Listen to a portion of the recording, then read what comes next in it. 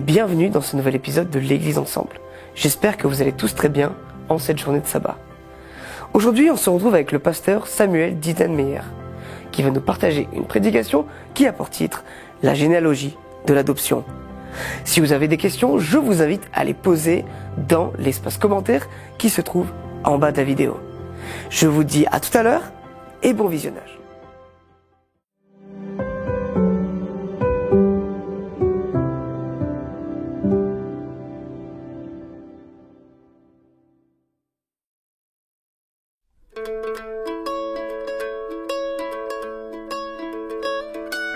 Dans les cieux et sur la terre, il n'est aucun nom plus doux,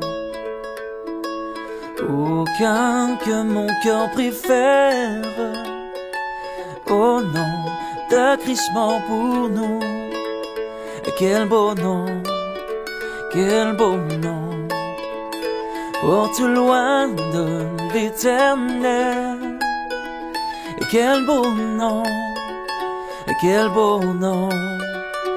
que celui d'Emmanuel.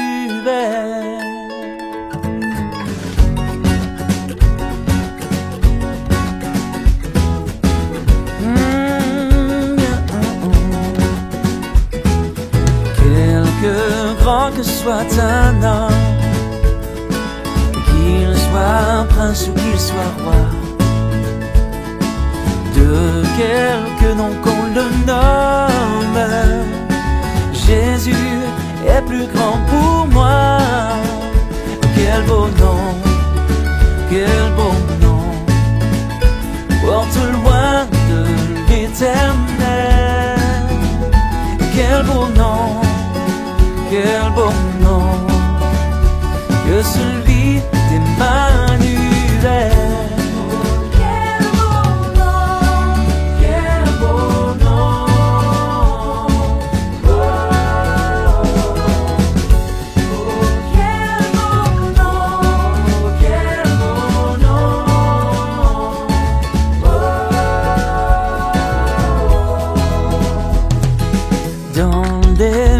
Jésus soulage, il guérit l'esprit froissé,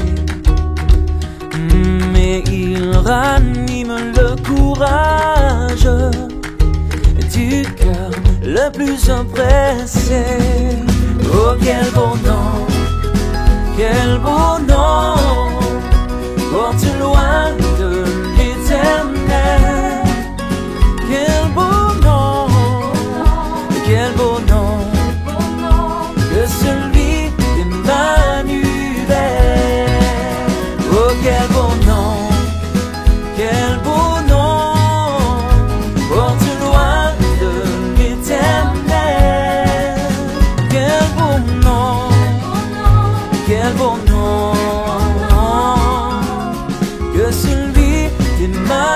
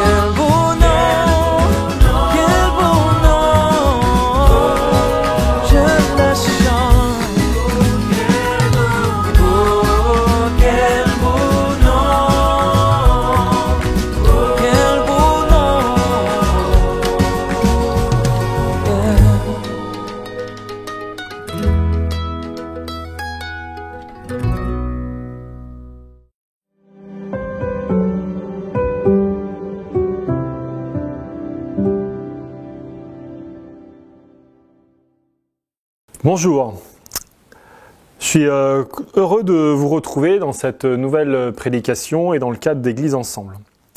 Aujourd'hui, j'aimerais prendre avec vous Matthieu 1, qui nous présente la généalogie de Jésus. Ces textes parfois sur lesquels on passe très rapidement, où on retrouve ces successions de noms avec une personne qui engendre une autre, etc., etc. D'ailleurs, je ne sais pas si certains se sont déjà amusés à faire leur arbre généalogique, à rechercher leur origine, d'où ils viennent. Il y a même aujourd'hui des sites internet qui permettent de savoir jusqu'où nos ancêtres remontent. Ça peut être un indicateur de retrouver justement des origines qui parfois un peu surprenantes. On pourrait se demander pourquoi est-ce que ce livre de Matthieu commence par cette généalogie. Le texte en grec nous dit que c'est le livre de l'origine. En fait, le livre du commencement, ce qui quelque part fait référence d'ailleurs au livre de la Genèse. Comme si tout d'un coup, ici, on commençait quelque chose de nouveau et ça donne une perspective particulière à ce premier livre du Nouveau Testament. Engendrer, qui revient à de nombreuses reprises, c'est donner la vie, transmettre la vie. Et ce qui est interpellant dans cet arbre généalogique, dans cette succession, c'est qu'il y a des zones d'ombre. Des zones qu'on aurait peut-être voulu ou pu ne pas montrer.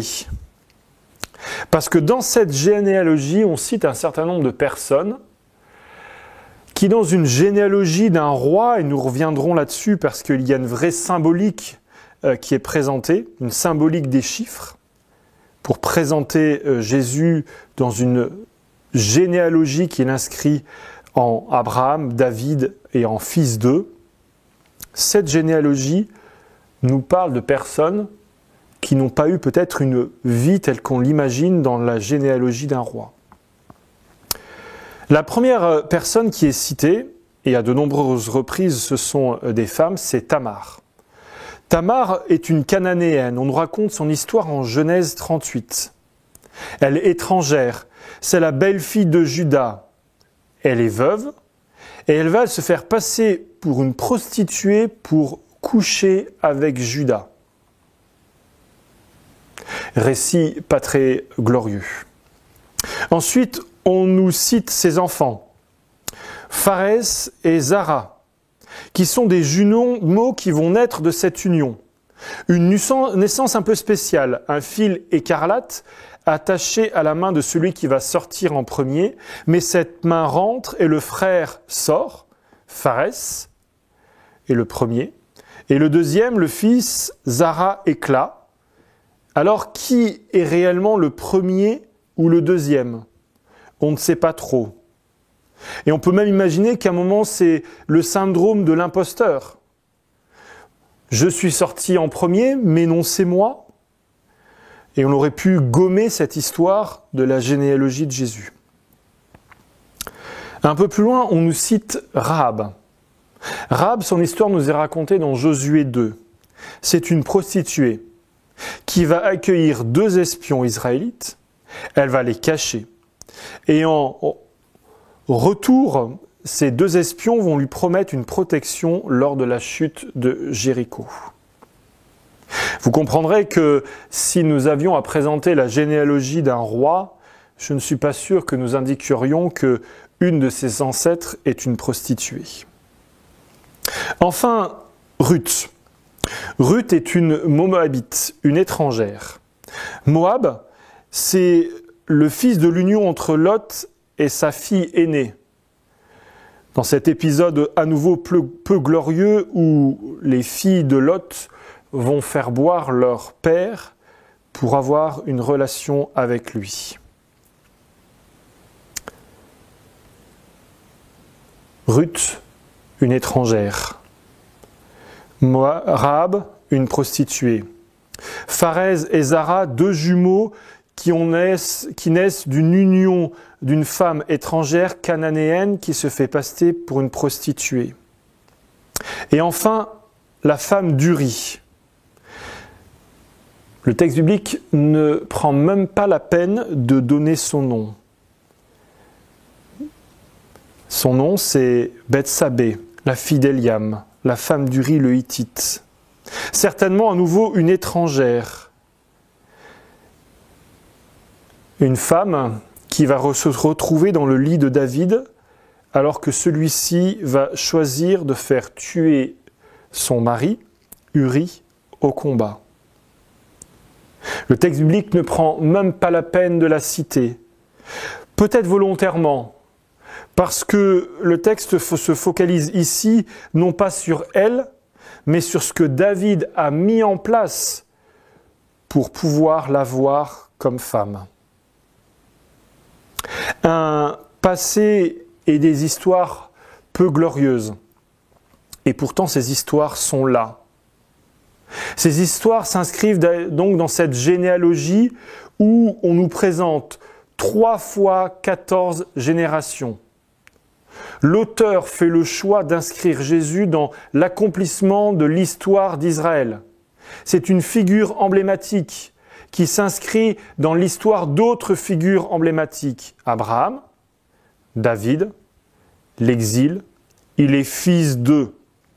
Il y a 14 générations, puis 14 générations, puis 14 générations. Quel contraste entre cette volonté de montrer un Jésus tant attendu et qui s'inscrit dans une histoire, et une histoire qui nous montre des hommes, des femmes, imparfaits, et qui pourtant font partie de ce récit.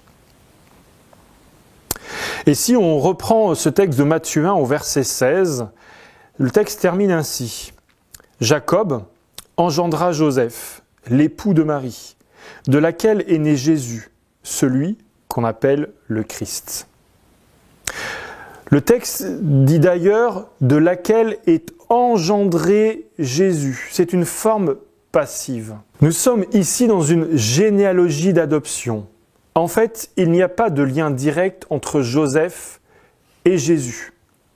Jésus intègre cette généalogie à partir du moment où Joseph, qui n'est pas le géniteur de Jésus, l'accepte, l'intègre. Cette filiation n'existe que par une adoption que Joseph choisit d'avoir.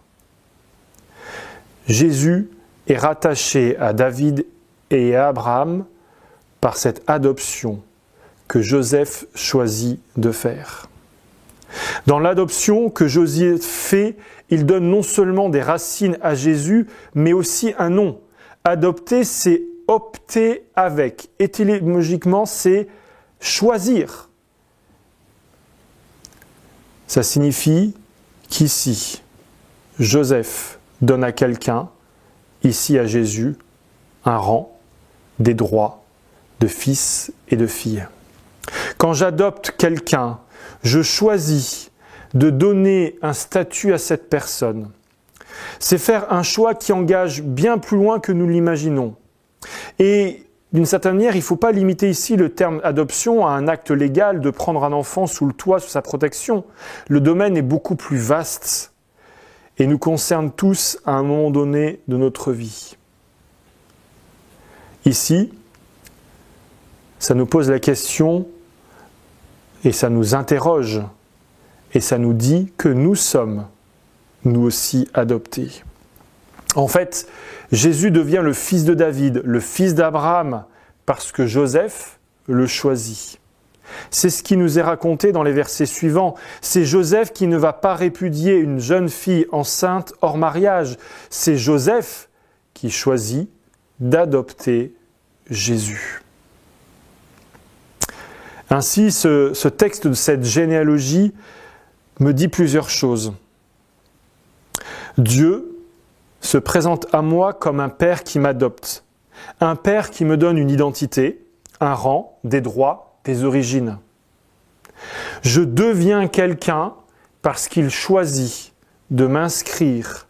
Il choisit que je sois engendré par lui, même si au départ, il n'y a aucun lien entre nous.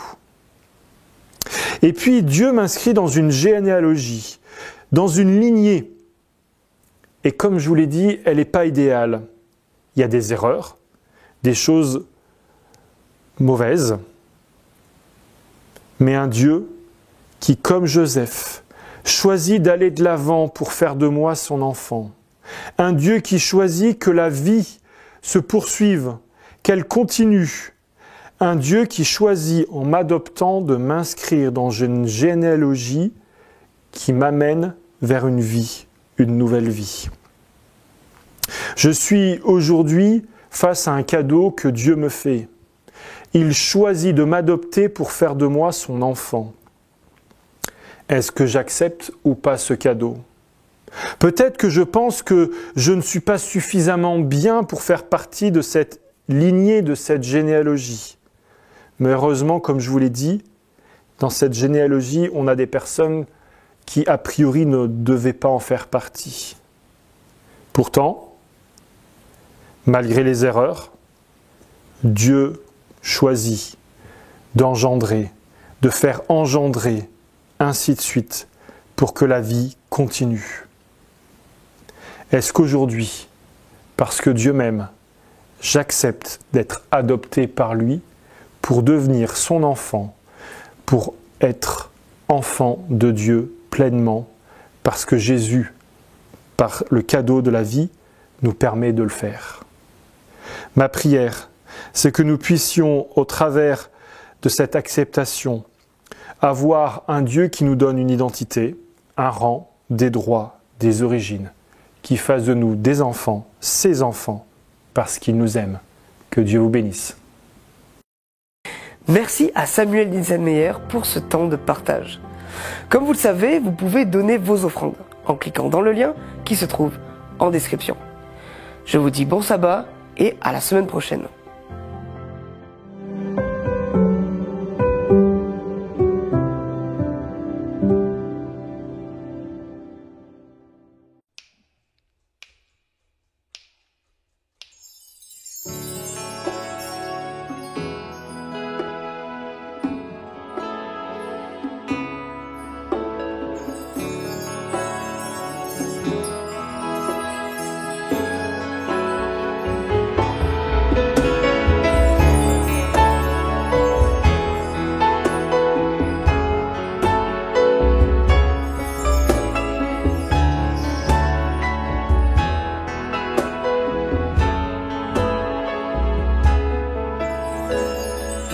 Je m'éveille car je sais qu'avec toi, tous mes rêves ont un sens. Je veux vivre ma vie pour toi. J'ai pris ma décision. Tu me relèves, tu me montres tes merveilles. À jamais j'aime ton amour, car tu m'as libéré. Oh Dieu, aucun moment n'est perdu. Vois le soleil percer les ténèbres, noir et blanc, maintenant se change en couleur. Mon sauveur, oui tu fais toutes choses nouvelles. Maintenant je vis.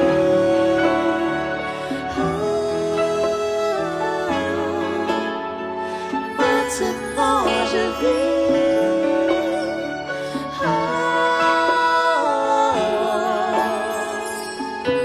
Emmène-moi plus loin qu'auparavant. En ton amour je prends mon essor. Ta liberté est une porte ouverte. Tu es tout pour moi et plus encore.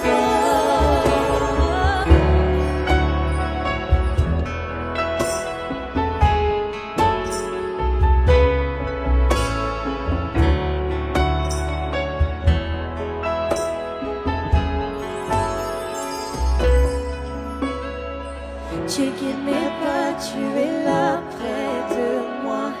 Ton amour m'a guéri, il n'y a rien comme vivre avec toi. Cette vie que tu m'offres, je choisis. Vois le soleil percer les ténèbres, noir et blanc, maintenant se change en couleur. Mon sauveur, oui tu fais toutes choses nouvelles. Maintenant je vis.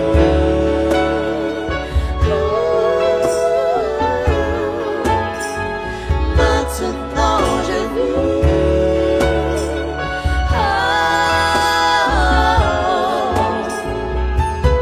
Emmène-moi plus loin qu'auparavant.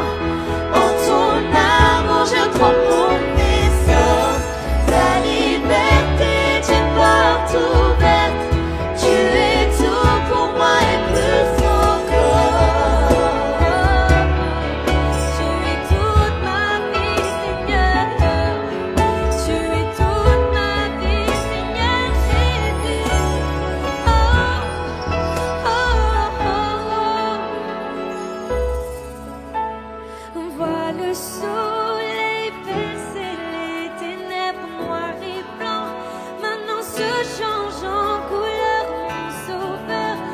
tu fais toutes choses nouvelles.